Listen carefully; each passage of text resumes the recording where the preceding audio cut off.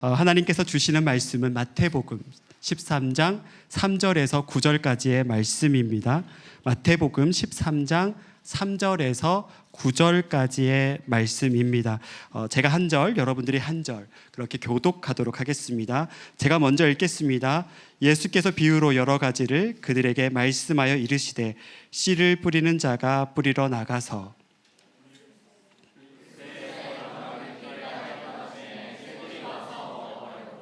더러는 흙이 얕은 돌밭에 떨어짐에 흙이 깊지 아니하므로 곧 삭이 나오나 더러는 가시떨기 위에 떨어짐에 가시가 자라서 기운을 막았고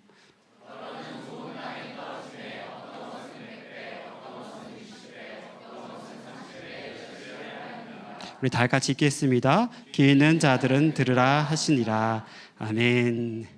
네, 오늘 이 밤에 나오신 여러분들을 진심으로 축복하고 환영합니다. 오늘 이 밤에 특별히 조금 축하하고 또 환영하는 시간 가졌으면 좋겠는데, 제가 보니까 오늘 금요 기도회 완전 처음 나오신 분들, 그리고 오버플로우 워십 혹은 금요 기도회 처음 나오신 분들이 있는 것 같아요. 한번 그 자리에 좀 잠깐 일어나 주시겠습니까? 오늘 처음 오신 분들, 이 예배당에서 우리 예배당에서 처음 예배 드리시는 분들, 우리 몇 명 더 있는 것 같은데 우리 진심으로 환영의 박수 드리도록 하겠습니다. 네. 3명 일어났지만 몇 명 더 있습니다. 네, 앉아주시고요. 계속 예배 자리에서 여러분을 나와서 함께 예배하고 기도했으면 좋겠습니다. 우리 그런 의미에서 옆 사람에게 이렇게 응원해 볼까요? 기도의 동력자가 있어서 참 좋습니다.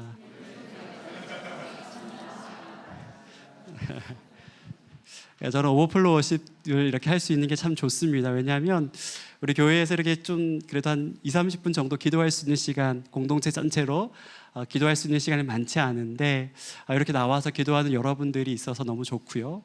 또 든든하고 또 앞으로 함께 기도해 가는 우리 공동체가 됐으면 좋겠습니다. 우리 오늘 함께 준비한 말씀을 같이 나누도록 하겠습니다. 예수님께서는 청중들에게 말씀을 전하실 때 비유를 통해서 말씀을 전하실 때가 많습니다.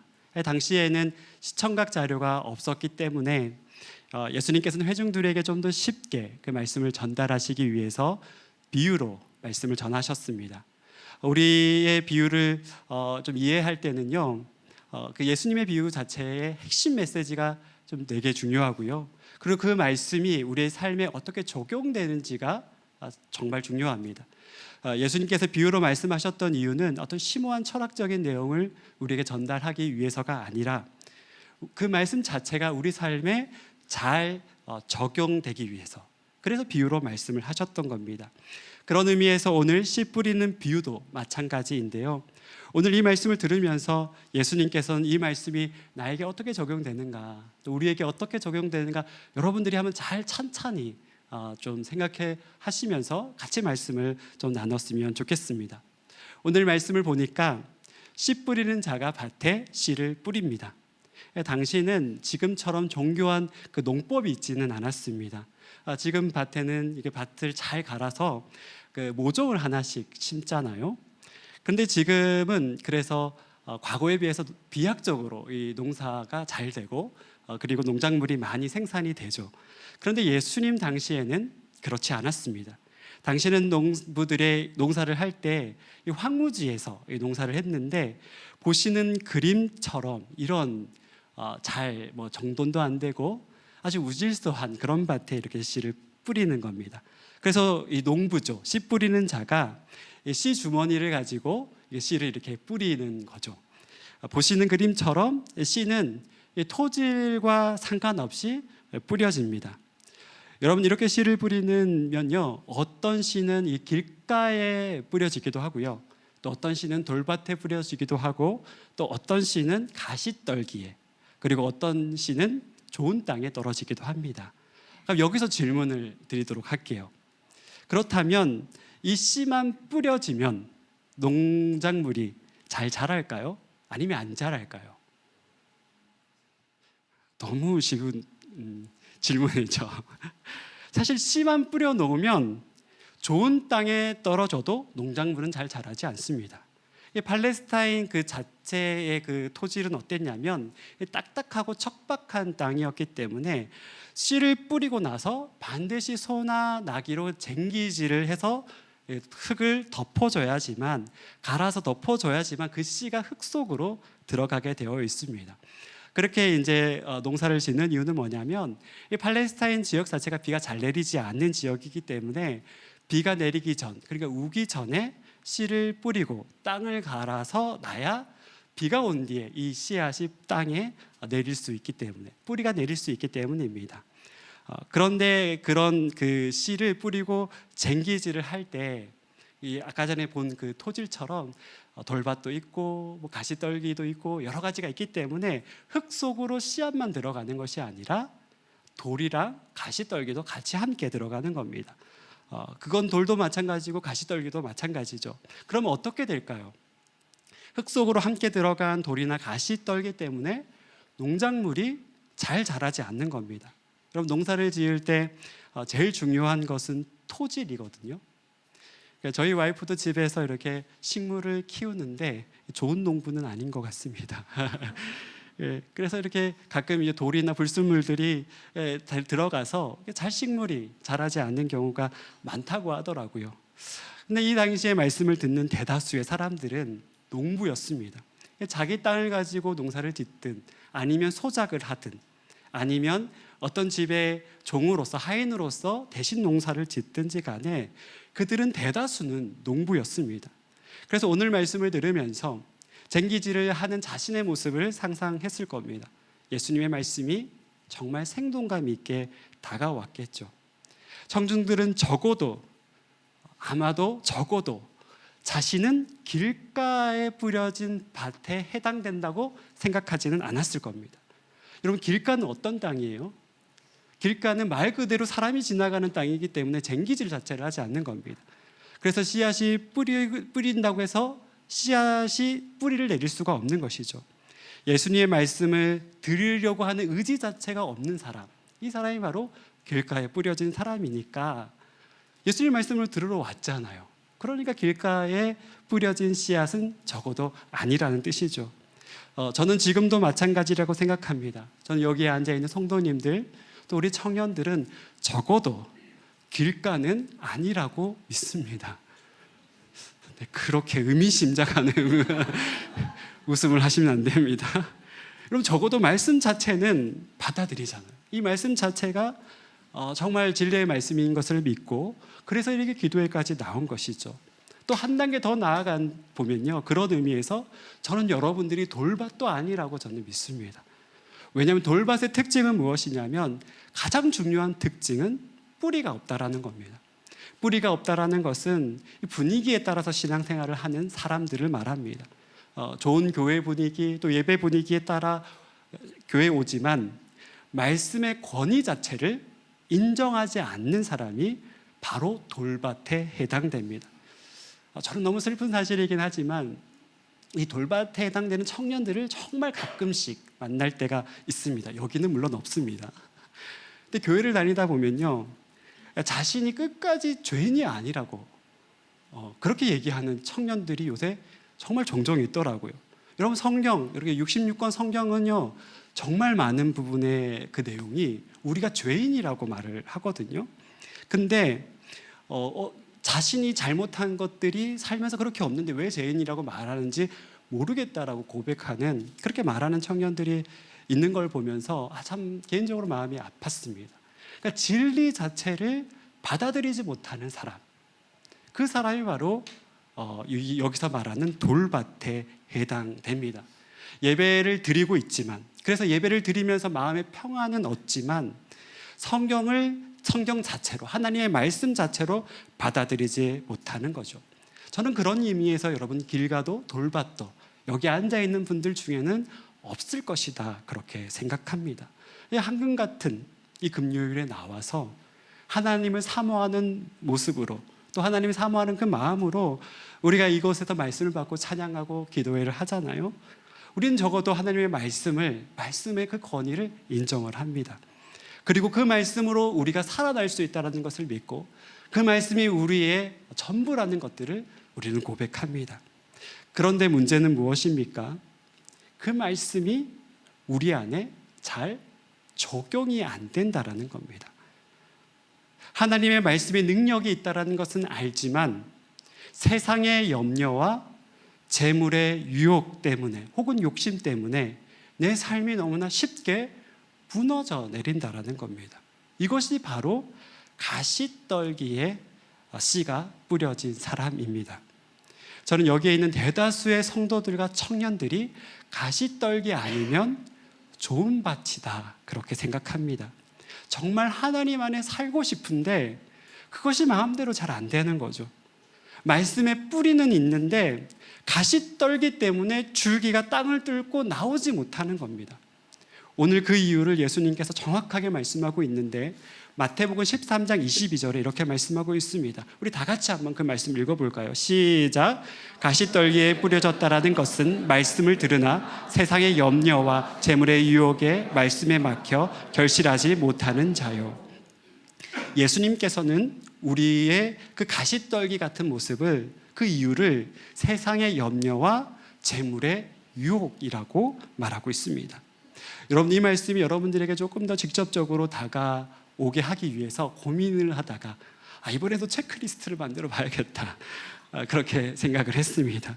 그래서 제가 체크리스트를 한 8개 정도 앞에 그 세상의 유혹, 세상의 염려 4개, 재물의 세상의 염려와 재물의 유혹에 각각 4개씩 여러분들에게 체크리스트를 읽어드리려고 하거든요.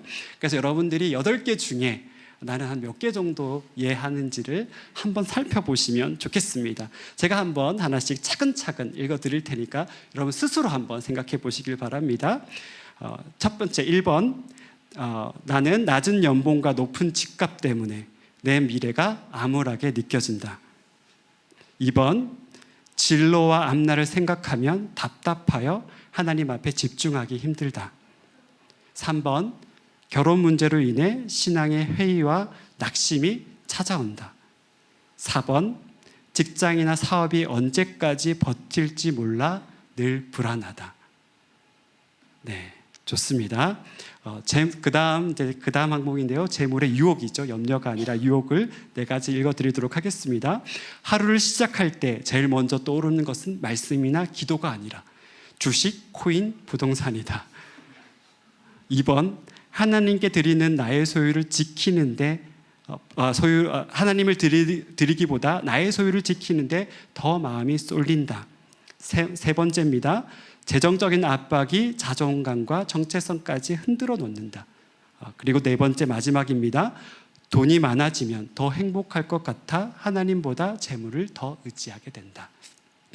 여러분 8개 중에 몇 개 정도 예를 하셨나요? 이렇게 하시는 분 있습니다. 네, 훌륭합니다. 네. 여러분 정말 바라기는요 8개 질문 모두가 아니오이기를, 그래서 정말 우리가 성령에 충만해지기를 진심으로 소원합니다.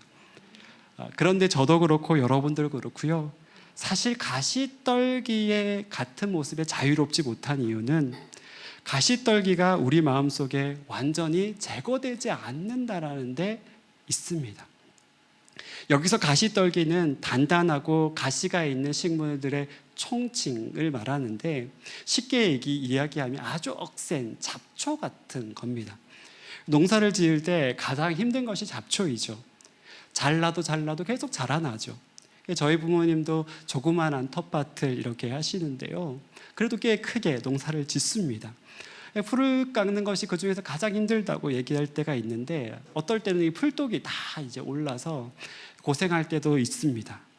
하지만 풀독이 오른 상태에도 불구하고 밭으로 가서 다시 풀을 쳐내는 경우가 참 많더라고요. 왜냐하면 잡초를 한번 제거하지 않으면 또 계속 순식간에 올라오거든요. 그건 사실 우리도 비슷하죠. 그 당시도 비슷합니다. 팔레스타인 농부들은요 가시떨기를 반드시 제거해줘야 합니다. 이런 맥락에서 구약 곳곳에서 이런 것들을 좀 찾아볼 수 있는데, 호세아 10장 12절에는 너희는 묵은 땅을 기경하라라고 말씀하고 있습니다. 오랫동안 관리되지 않은 그런 땅을 묵은 땅이라고 말을 하는데, 이 묵은 땅은 돌과 가시떨기가 무성한 땅, 관리되지 않고 방치한 땅을 말하죠. 그래서 농부들은 이 땅을 다시 기경해서 농사를 짓습니다. 쉽게 이야기하면 가시 떨기를 뽑는 거죠. 그래서 팔레스타인 농부들은요, 가시 떨기를 뽑거나 불을 태웁니다. 그런데 그럼에도 불구하고 문제는 뭐냐면 가시 떨기가 완전히 제거되지 않는다라는 겁니다. 여전히 가시 떨기의 그 잔뿌리가 흙 속에 남아서, 그리고 가시 떨기의 그 씨앗이 계속 남아서 자라난다는 데 문제가 있습니다. 이게 참 놀라운 생명력이죠. 여러분, 이것이 우리의 삶과 너무너무 비슷하지 않습니까? 나는 정말 하나님 앞에 신실하게 살고 싶은데 가시떨기가 내 마음속에서 계속 자랍니다. 우리 스스로 눈치채지 못하는 순간에 내 마음속에 가시떨기가 떨어져서 자라는 거죠. 여러분, 한 주를 좀 살다 보면요, 미움도 있고요, 시기도 있고, 질투도 있고, 내 안에 불안과 두려움들, 분노들이 한 주 동안 스쳐 지나가는 겁니다. 근데 스쳐 지나가는 것만이 아니라 그런 모든 감정들 속에서 내 마음속에 가시떨기를 하나씩 떨어뜨려 놓는 거죠. 그뿐입니까? 한 주 동안 쭉 살다 보면 자기 개발해야 되죠, 건강 챙겨야 되죠, 여행 가야 되죠, 진로 생각해야 되죠. 그러다 보면 하나님이 내 안에 들어갈 틈이 없는 겁니다. 여러분, 이 모든 것들이 사실 다 가시떨기입니다. 모든 것을 다 뽑아내지 않으면 우리가 더 성장할 수 없는 거죠. 그럼 우리는 어떻게 하면 이 가시떨기를 뽑아낼 수 있을까요? 이것이 오늘 말씀의 핵심인데요, 이 두 가지 핵심을 반드시 기억하고 나중에 기도의 자리에서도 함께 기도했으면 좋겠습니다. 첫 번째는 뭐냐면 내 안에 있는 가시떨기가 무엇인지 깨달아야 합니다. 가시떨기가 무서운 것은 뭐냐면 내 안에 가시떨기가 떨어졌음에도 불구하고 스스로 그것을 인지하지 못하는 데 있습니다. 우리가 누군가를 미워하고 분노하면요, 내 영혼이 망가지죠. 그건 너무 자연스러운 일인데 우리가 괴로우니까 그것을 회피해 버립니다. 혹은 내 삶의 염려와 두려움들이 컨트롤되지 않음에도 불구하고 그래도 뭐 시간이 해결해 주겠지 이러면서 나 자신을 방치해 버립니다. 내 안에 떨어지는 수많은 종류의 가시떨기가 있죠. 근데 중요한 것은 뭐냐면 그 가시떨기가 무엇이든지 간에 자라도록 내버려둬서는 안 된다라는 겁니다. 최대한 빨리 가시떨기를 인지하는 것. 내가 가시떨기가 있구나, 내 안에 나를 찌르는 게 있구나라는 것을 인지하는 것이 중요하다라는 겁니다. 그 뒤에 가시떨기를 뽑거나 불을 태워버려야죠. 그것을 그대로 두면요, 내 영혼이 망가져 버립니다. 그런데 여기서 기억해야 할 것은 가시떨기를 뽑는 주체가 내가 아니라는 겁니다. 밭인 우리는 가시떨기를 뽑을 수가 있나요, 없나요? 뽑을 수가 없죠. 그럼 누가 이 가시떨기를 뽑아야 되는 겁니까? 농부이신, 씨를 뿌리신 하나님이 뽑아주셔야 합니다. 그래서 두 번째로 기억해야 할 것은 하나님께 나의 가시를 뽑아달라고 간청하고 요청해야 합니다. 우리가 할 일은 우리의 삶의 주인 되시고 우리의 삶의 모든 것 되시는 분 앞에, 그분 앞에 나의 가시를 좀 뽑아달라고, 정말 주님 이 가시가 뽑히는 게 너무 힘듭니다라고 간청하는 거죠. 그런데 우리는 스스로 가시를 뽑으려고 할 때가 참 많습니다. 여러분, 그것이 잘 될까요? 잘 되면 농부가 필요 없겠죠. 스스로 잘하면 됩니다. 잘 되지 않기 때문에 농부가 필요한 겁니다. 우리는 가시를 발견할 때마다 겸손하게 주님 앞에 나아가서 주님 가시를 뽑아달라고 요청해야 합니다. 그러면 우리 안에 있는 가시를 뽑으시는 그 하나님을 여러분들이 경험하게 될 것입니다. 물론 한 번 가시를 뽑는다고 해서 완전히 다 뽑히는 것은 아닐 수도 있습니다. 그런데 하나님께서 내 안에 하나씩 가시를 뽑아 가실 겁니다. 우리가 하나님 앞에 나아가는 것을 포기하지 않는다면 반드시 하나님께서는 우리 안에 있는 그 가시를 뽑으실 것입니다. 여러분, 성경의 인물 중에 가장 완전한 인물 중에 한 명이 요셉이죠. 그런데 그 요셉 안에 마음의 가시가 없었을까요? 저는 창세기를 묵상할 때마다 요셉 안에 진짜 가시가 많았겠구나, 그런 생각을 합니다. 요셉은 야곱의 12아들 중에 11번째 아들이었죠. 형들의 시기와 미움을 많이 받았습니다. 요셉의 형들도 정말 못났죠. 아버지 야곱이 요셉을 좀 더 사랑할 수도 있는 건데, 그리고 또 요셉은 실제로 누가 없었습니까? 어머니가 없었잖아요. 요셉의 어머니 라헬은 베냐민, 그 동생 베냐민을 출산하다가 숨을 거뒀죠. 이런 부속 사이에서 어머니가 없다라는 것, 그건 자기를 보호해준 울타리가 없다라는 것과 마찬가지입니다. 그런데 요셉의 형들은 어머니가 있었잖아요. 그럼 요셉을 좀 더 불쌍하게 여길 수도 있었을 겁니다. 그런데 그들은 요셉을 미워했을 뿐만 아니라 죽이려고 했습니다. 사실 살인 미수에 그쳤지만 실제로는 그들은 요셉이 죽었다고 생각을 했습니다.